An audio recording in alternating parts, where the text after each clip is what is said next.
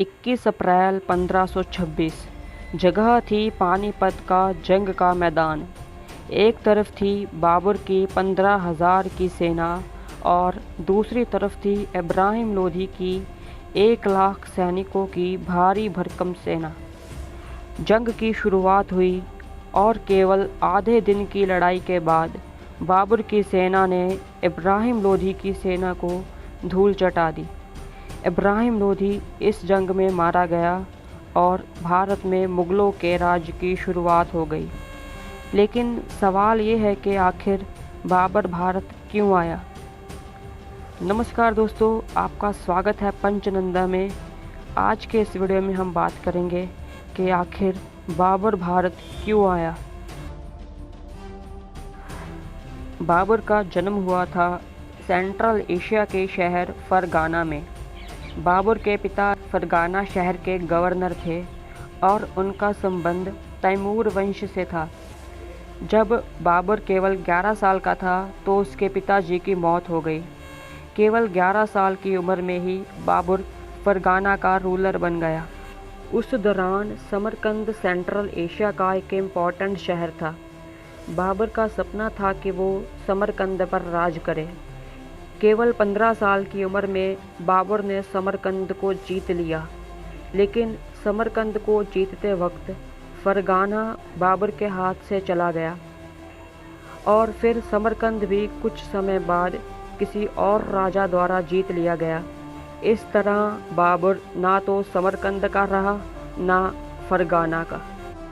बाबर ने फिर से इन दो शहरों को जीतने की कोशिश की, लेकिन बाबर नाकाम रहा। फिर बाबर ने अपना रुख अफ़गानिस्तान की तरफ किया। 1504 में बाबर ने काबुल को जीत लिया। कई साल काबुल पर राज करने के बाद बाबर फिर से समरकंद और फरगाना को जीतने के लिए गया, लेकिन फिर से बाबर असफल रहा। सेंट्रल एशिया से मिलती इन हारों से बाबर ने अपना रुख वेस्ट से ईस्ट की तरफ किया, यानी कि भारत की तरफ अपना रुख किया। बाबर ने शुरुआत में भारत पर कई हमले किए, जिनका मकसद भारत को लूटना था। उस समय नॉर्थ इंडिया में इब्राहिम लोधी का शासन था। इब्राहिम लोधी की अपने मंत्रियों से नहीं बनती थी। उसका स्वभाव उसके मंत्रियों की तरफ कठोर था। दौलत खां लोधी भी इब्राहिम लोधी के राज्य में पंजाब का गवर्नर था। दौलत खां लोधी भी इब्राहिम लोधी से परेशान था। इब्राहिम लोधी दौलत खां लोधी को उसके पद से हटाना चाहता था। इब्राहिम लोधी से परेशान होकर दौलत खां लोधी ने बाबर को भारत आकर इब्राहिम लोधी को हराने का न्योता दिया। बाबर भी भारत की अमीरी को जानता था। काबुल से बाबर को कोई ज़्यादा रेवेन्यू भी नहीं मिल रहा था, इसलिए बाबर 5वीं बार भारत पर हमला करने के लिए योजना बनाने लगा। एक के बाद एक कई शहर जीतने के बाद बाबर 1526 में पानीपत पहुंचा, जहां इब्राहिम लोधी की 1 लाख सैनिकों की सेना उसका इंतज़ार कर रही थी। इब्राहिम लोधी की सेना में 1000 हाथी थे, जबकि बाबर की सेना केवल 15,000 सैनिकों की ही थी। लेकिन बाबर की सेना की ताकत थी उसकी तोपें। बाबर ने पहली बार भारत में तोपों का इस्तेमाल किया।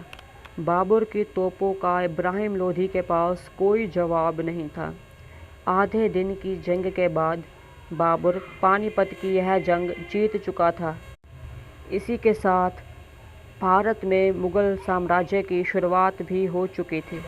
इस जंग के बाद बाबर ने भारत में 3 और जंगें लड़ी और भारत में मुग़लिया सल्तनत की नींव मजबूत की।